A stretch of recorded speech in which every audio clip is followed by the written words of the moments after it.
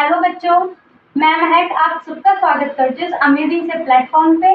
और आज मैं लेकर आई हूँ आप लोगों के लिए बॉटनी का सबसे पहला चैप्टर जिसका नाम है द लिविंग वर्ल्ड। ठीक है, आज इस वीडियो में मैं आप सबको इस चैप्टर का इंट्रोडक्शन देने वाली हूँ और अगर हमारे पास टाइम हुआ तो हम इसको आगे भी प्रोसीड करेंगे। पर सबसे पहले हम इसमें क्या करने वाले हैं, इस चैप्टर का ओवरव्यू देखने वाले हैं कि हम इस चैप्टर में कौन कौन से टॉपिक पढ़ेंगे। ठीक है, किस किस के बारे में हम इसमें पढ़ने वाले हैं। ठीक है, इस चैप्टर में आपको क्या क्या देखने को मिलेगा, क्या क्या पढ़ने को मिलेगा, तो बहुत सारी चीजें हम आज इस वीडियो में करने वाले हैं। ठीक है, ओवरऑल ये आप लोगों का इंट्रोडक्शन वाला वीडियो कह सकते हो आप इसको। ठीक, तो आगे हम इसको प्रोसीड करते हैं। ओके, तो सबसे पहला जो ये चैप्टर है, चैप्टर का नाम क्या है, द लिविंग वर्ल्ड। ठीक है, तो इस चैप्टर में सबसे पहला टॉपिक जो आता है जिसके बारे में आपको पढ़ने को मिलेगा वो क्या है, वो कौन थे। सबसे पहले साइंटिस्ट जो आते हैं वो कौन है, एरिस्टोटल। ठीक है, सबसे पहले साइंटिस्ट के बारे में किसके बारे में पढ़ने को मिलेगा, एरिस्टोटल के बारे में। तो देखो आप सब क्या करो, सबसे पहले अपने पास एक कॉपी रख लो, पेन रख लो। जैसे जैसे मैं नोट्स बना रही हूँ वैसे वैसे आप नोट्स बनाओ। वैसे आप लोगों को नोट्स की टेंशन लेने की जरूरत नहीं है, मैं डिस्क्रिप्शन में आप लोगों के लिए नोट्स डलवा दूंगी। पर जब हम साथ के साथ पढ़ते हैं ना और जब हम साथ के साथ नोट्स लिखते हैं तो जब ज्यादा क्लियर होता है। ठीक है, खुद के बनाए हुए नोट्स जो होते हैं ना वो बहुत अच्छे से समझ में आता है। तो अगर आप मेरे साथ साथ नोट्स बनाओगे तो आप लोगों को क्लियर भी होगा और समझ में भी आएगा। फिर बाद में अगर आप अपने नोट्स पढ़ोगे ना तो आपको समझ में आएगा कि आपने वो पॉइंट कब कहाँ कैसे लिखा है। ठीक है, तो इसलिए मैं यही आप लोगों को प्रेफर करूंगी कि आप मेरे साथ साथ ही नोट्स बनाओ। चलो तो स्टार्ट करें। तो स्टार्ट में सबसे पहले आप लोगों को बता देती हूँ जो हम पढ़ने वाले। ठीक है, तो कुछ ऑब्जेक्टिव्स हैं जो हम पढ़ेंगे, ऑब्जेक्टिव्स डालो हेडिंग। तो सबसे पहले किसके बारे में पढ़ेंगे, एरिस्टोटल के बारे में। ओके, एरिस्टोटल के बारे में। ये कौन थे, एरिस्टोटल कौन थे, एरिस्टोटल एक साइंटिस्ट थे जिन्होंने सबसे पहले ऑर्गेनिज्म को क्लासिफाई किया था। ठीक है, किसमें क्लासिफाई किया था, प्लांट्स और एनिमल्स में क्लासिफाई किया था। अब हम वो चैप्टर जब हम कंटिन्यू करेंगे ना उसमें मैं आपको बताऊंगी कि कैसे कैसे उन्होंने क्लासिफाई किया था। ठीक है, वो सारी चीजें हम बाद में कंटिन्यू करते हैं, अभी पहले देख लो कौन कौन से टॉपिक है। तो सबसे पहले किसके बारे में पढ़ने वाले, एरिस्टोटल के बारे में। उसके बाद किसके बारे में पढ़ेंगे, उसके बाद पढ़ेंगे हम कार्लेस लीनियस के बारे में। ठीक है, कार्लेस लीनियस के बारे में। ये भी कौन थे, ये भी एक साइंटिस्ट थे। इन्होंने क्या क्या किया था, इन्होंने टू किंगडम क्लासिफिकेशन दिया था, बाइनोमियल नोमेनक्लेचर दिया था। तो वो भी हम इन साइंटिस्ट के बारे में देखने वाले हैं कि इन्होंने क्या क्या किया था और कौन कौन से टॉपिक्स जो है इसके अंदर हम पढ़ने वाले हैं वो हम तभी देखेंगे। यहाँ तक समझ में आया, इन दोनों साइंटिस्ट के बारे में हम पढ़ेंगे। उसके बाद अब हम जब दो साइंटिस्ट के बारे में पढ़ रहे हैं तो अब हमें पता होना चाहिए ना कि एक साइंटिस्ट ने क्या किया दूसरे ने क्या किया, मतलब दोनों के बीच का डिफरेंस हमें पता होना चाहिए। तो नेक्स्ट टॉपिक जो होगा वो हमारा क्या होगा, वही होगा कि हम इनके बारे में डिफरेंस पढ़ेंगे, इन दोनों के बीच के डिफरेंसेस पढ़ेंगे क्या थे। ठीक है, डिफरेंसेस पढ़ने वाले क्या थे। उसके बाद नेक्स्ट टॉपिक क्या होगा हमारा, डिफरेंसेस के बाद इस जो आप चैप्टर है ना इसमें आप देखोगे छोटे छोटे से टॉपिक है जिनका नाम है टेक्सोन एंड कैटेगरी। ठीक है, नेक्स्ट क्या होगा हमारा, टेक्सोन, टेक्सोन एंड कैटेगरी। ठीक है, मैं आप लोगों को पहले बताऊंगी कि टेक्सोन क्या होता है, कैटेगरी क्या होती है। फिर आप देखोगे कि इस चैप्टर में ना जो कुछ कैटेगरीज दी हुई है, 7 टाइप की कैटेगरीज दी हुई है, तो वो हम करने वाले। जैसे क्या क्या दिया हुआ है, जैसे सबसे पहले स्पीसीज।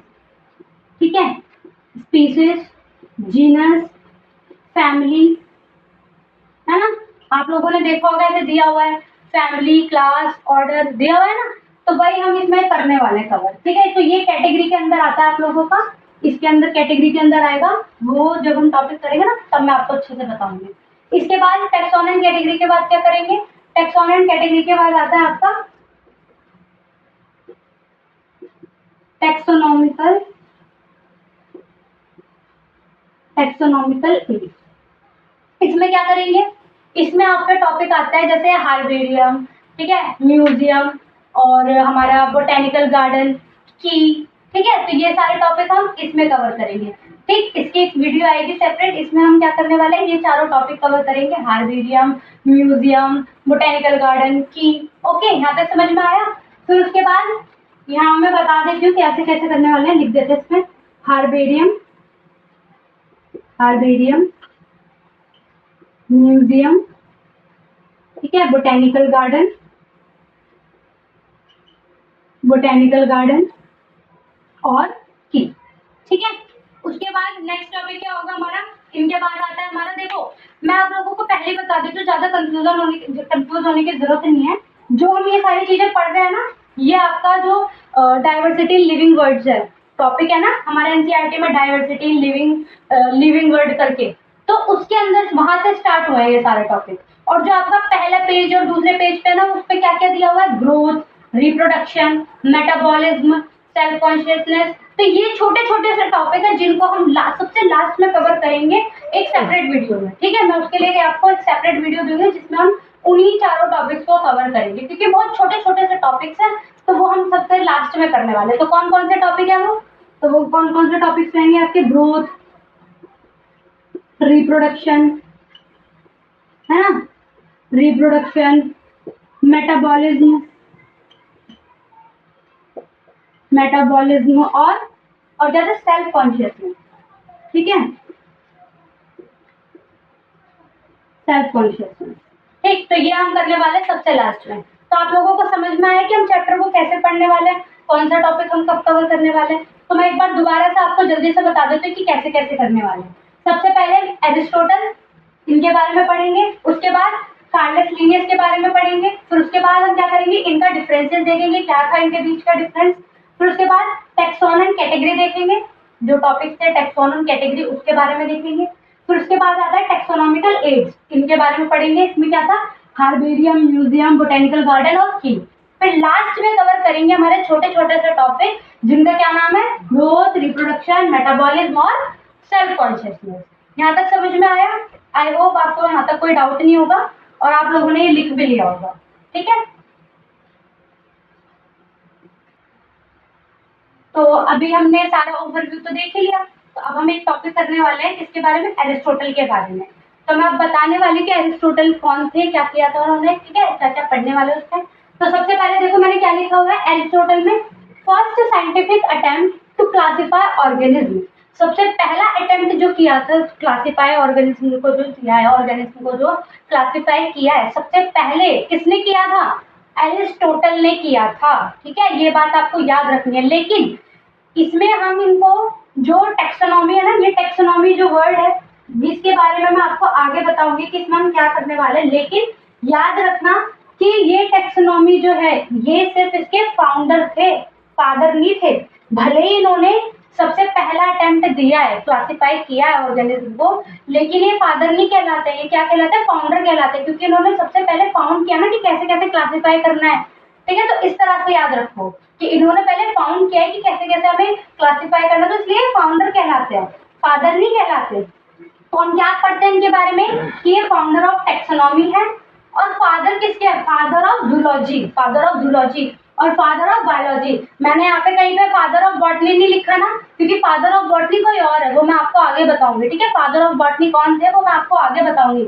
अभी बस इतना याद रखो कि फादर ऑफ जूलॉजी और फादर ऑफ बायोलॉजी कौन थे, एरिस्टोटल थे, और फाउंडर ऑफ टेक्सोनॉमी भी एरिस्टोटल थे, ठीक है। तो ये सारे पॉइंट्स आपको याद रहने चाहिए। यहाँ तक आप लोगों को समझ में आया? अब मैं नेक्स्ट पॉइंट आपको बताती हूँ कि जो उन्होंने ऑर्गेनिज्म को क्लासिफाई किया है ना, वो कैसे किया। तो एरिस्टोटल ने कैसे क्लासिफाई किया है, देखो जरा, एरिस्टोटल ने कैसे क्लासिफाई किया है। उन्होंने दो दो उसमें डिवाइड किया हुआ है, कैसे, प्लांट्स में और एनिमल्स में, ठीक है। इन्होंने कैसे क्लासिफाई किया है, प्लांट्स में और एनिमल्स में। समझ गए यहाँ तक? तो अभी हमने देखा ना कि किस किस में डिवाइड किया होता है, प्लांट्स और एनिमल्स में। तो अब सबसे पहले हम प्लांट्स में देख लेते हैं कि प्लांट्स में उन्होंने और कैसे क्लासिफाई किया हुआ है। तो कैसे क्लासिफाई किया हुआ है, हर्ब, श्रब और ट्री में, ठीक है। उन्होंने प्लांट्स को 3 तरह से डिवाइड किया हुआ है, हर्ब, श्रब और ट्री। तो सबसे पहले देख लो हर्ब क्या होता है। हर्ब सबसे स्मॉल होता है, ठीक है, साइज में क्या होता है, स्मॉल होते हैं, ठीक। श्रब कैसे होता है, श्रब स्मॉल टू मीडियम होते हैं, ठीक है, स्मॉल टू मीडियम होता है। और ट्री बताओ, ट्री कैसा होगा, ट्री होता है हमारे medium to tall, medium to tall, ठीक है, तो ये आपका एक पॉइंट हो गया कि कैसे होता है, स्मॉल होता है, स्मॉल टू मीडियम होते हैं। फिर जो हर्ब होता है, आप हर्ब में देखोगे कि ना ये वुडी नहीं होती, ठीक है, नॉन वुडी होता है, मतलब जो वुड होती है ना इनके अंदर वुड नहीं होता है, इसलिए हम इसे क्या कहते हैं, नॉन वुडी कहते हैं। तो ये क्या होता है, नॉन वुडी, नॉन वुड। और ये क्या होता है, इसके अंदर, श्रब के अंदर बताओ, श्रब के अंदर क्या होगा, इसके अंदर वुड होता है, ठीक है, और ट्री के अंदर भी होता है, ठीक, ट्री के अंदर भी वुड होते हैं। तो ये था इनके बारे में डिफरेंस। अब इनके मेन चीज क्या है, एग्जाम्पल्स। भाई एग्जाम्पल से इतने क्वेश्चन आते हैं ना, भर भर के क्वेश्चन आते हैं, तो एग्जाम्पल्स तो आप ऐसे याद कर लो ना, मैं मतलब घोट के पी जाओ, ठीक है। तो सबसे पहले इनका एग्जाम्पल्स देख लेते हैं क्योंकि वो बहुत इंपॉर्टेंट है। तो हर्ब के एग्जाम्पल क्या है, मिंट, और क्या होगा, कोरिएंडर, ठीक है। बहुत सारी चीजें वो आप लोग नोट कर लेना, मैं एक एक एग्जाम्पल दे देती हूँ बस, ठीक है। मिंट हो गया। श्रब में बताओ, श्रब क्या बताया मैंने अभी कि स्मॉल टू मीडियम होता है, तो स्मॉल टू मीडियम में क्या देखते हैं हम, तुलसी होता है, घर सबके घर में है ना तुलसी, तो तुलसी हो गया। और ट्री में बता दो भाई, ट्री तो भाई इतने लंबे लंबे होता है, सबको पता होता है, जैसे मैंगो ट्री हो गया, कोकोनट का ट्री हो गया, तो कुछ भी लिख दो, है ना, मैंगो ट्री लिख दो, ओके, मैंगो ट्री। तो ये हो गया इनका एग्जाम्पल। यहाँ तक समझ में आ गया। ये था आपका प्लांट्स का। अगर आप लोग इसका स्क्रीनशॉट लेना चाहो तो स्क्रीनशॉट ले लो। तो समझ में आया, प्लांट्स के बारे में समझ में आ गया। अब नेक्स्ट टॉपिक है हमारा एनिमल्स। तो एनिमल्स को उन्होंने किस में डिवाइड किया था, दो में डिवाइड किया था, कैसे, एनाइमा और इनाइमा, ठीक है, इनाइमा और एनाइमा में। तो देखो जरा, बस एक चीज याद रखनी होती है, ये नहीं कि आप दोनों दोनों चीजें याद रखोगे, एक चीज याद रख लो कि इनाइमा क्या होता है, या फिर ये याद रख लो कि एनाइमा क्या होता है। जैसे मैंने कैसे कर रखा है, मैंने कर रखा है कि इनाइमा क्या होता है, ठीक है। सब अपना एक चीज याद रख लेते हैं, तो दूसरा तो उसके अपोजिट ही हो जाता है। तो इनाइमा क्या होता है, जिसमें रेड कलर का फ्लूइड होता है, ठीक है। तो आप लोगों को यहाँ तक समझ में आया। अब मैं आपको एक स्टोरी के थ्रू उसको बताने वाली हूँ कि कैसे कैसे एरिस्टोटल ने काम किया था, ठीक है। तो एक साइंटिस्ट थे जो इनके टीचर थे, जिनका नाम था अलेक्जेंडर, ठीक है। अलेक्जेंडर ने क्या किया, जैसे हम अपने बच्चों को काम देते हैं ना, टीचर्स स्टूडेंट्स को काम देते हैं कि ये काम करके लाना, मैं कल चेक करूंगी, ऐसे ही अलेक्जेंडर ने एरिस्टोटल को काम दिया कि तुम यहाँ से जाओ और रास्ते में तुम्हें जो जो चीजें दिखे तुम उसको एक कॉपी पे नोट करके लेकर आना, ठीक है। तो एरिस्टोटल ने कहा ठीक है, तो वो चल दिए, घर से निकल दिए। तो जैसे मान लो कि मैं यहाँ से अभी जा रही हूँ, तो मुझे क्या क्या दिखेगा, मुझे एक कार दिख रही है जाते हुए, ठीक है, मुझे कोई दिख रहा है इंसान किसी को मार रहा है, लड़ाई हो रही है, तो ये सारी चीजें दिखेंगी तो मैं नोट करूंगी। ऐसे ही जो हमारे एरिस्टोटल थे, उन्हें क्या क्या दिखा, उन्हें सबसे पहले वो जब वो निकले उन्हें दिखे कि छोटे छोटे से प्लांट्स है, छोटे छोटे सी घास है, ठीक है, घास लगी हुई है। फिर वो थोड़ा और आगे गए तो उन्हें थोड़े बड़े बड़े दिखे, थोड़े बड़े बड़े टाइप के प्लांट्स दिखे। फिर वो थोड़ा और आगे गए तो उन्हें बड़े बड़े ट्री दिखे, ठीक है। तो ऐसे उन्होंने प्लांट्स को क्लासिफाई कर दिया कि प्लांट जो है भाई तीन तरह से हम इसको क्लासिफाई कर सकते हैं। कैसे कैसे, हर्ब, श्रब और ट्री में, ठीक है। जो जो उन्होंने देखा ऐसे उन्होंने क्लासिफाई कर दिया।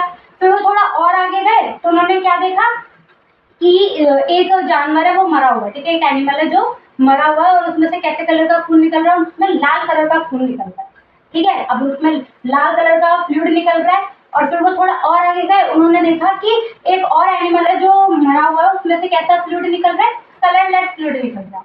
तो इसी से उन्होंने क्या कर दिया, उन्होंने इसी से क्लासिफाई कर दिया कि जो एनिमल है ना वो दो तरह से क्लासिफाई हो सकते हैं, कैसे कैसे, इनाइमा में और एनाइमा में, ठीक है। एनाइमा में क्या होगा, एनाइमा में होगा हमारा कलरलेस फ्लूइड और इनाइमा में क्या होगा हमारा रेड कलर का फ्लूइड, ठीक है। तो ऐसे करके उन्होंने एनिमल को डिवाइड कर दिया। समझ में आ गया इतना। तो ये था कि एरिस्टोटल ने कैसे कैसे करा। अब सिंपल से मुझे एक बात बताओ, अगर मैं आप लोगों से कह रही हूँ कि रेड कलर का फ्लूइड है, तो रेड कलर का फ्लूइड होगा तो यानी आरबीसी प्रेजेंट होगी कि नहीं होगी, ऑब्वियसली होगी। तो यहाँ पे हम क्या पढ़ते हैं कि जो इनाइमा है उसमें क्या होता है, आरबीसी प्रेजेंट होती है। समझ में आया यहाँ तक कि आरबीसी प्रेजेंट है। फिर नेक्स्ट, फिर हम यहाँ देखते हैं कलरलेस है। अब कलरलेस होगा तो यानी आरबीसी तो एब्सेंट होगी, ऑब्वियसली बात है। मैंने आपको पहले ही बोला कि एक चीज याद रख लो, उसका अपोजिट क्या होगा, इधर वाला होगा, ठीक है। तो इसमें क्या पढ़ेंगे हम कि आरबीसी एब्सेंट है। तो यहाँ तक क्लियर हो गया, समझ में आ गया आप लोगों को। तो आई होप आप लोगों को आज का लेक्चर जो है आपको अच्छे से समझ में आया होगा। और अगर आपको थोड़ा सा भी कोई डाउट है तो आप कमेंट सेक्शन में जरूर बताएं, मैं आप सबके डाउट क्लियर करूंगी। और आपको कोई भी परेशानी होगी तो वो भी हमें जरूर बताएं, और नोट्स की टेंशन मत लेना, नोट्स मैं आप लोगों को डिस्क्रिप्शन में डाल दूंगी, और साथ के साथ नोट्स वैसे भी बनाते रहिएगा। और आई होप आप लोगों को वीडियो अच्छी लगी होगी, तो प्लीज़ लाइक करें, शेयर करें, और सब्सक्राइब करना तो बिल्कुल ना भूलें, क्योंकि सब्सक्राइब करना बिल्कुल फ्री है। Thank you.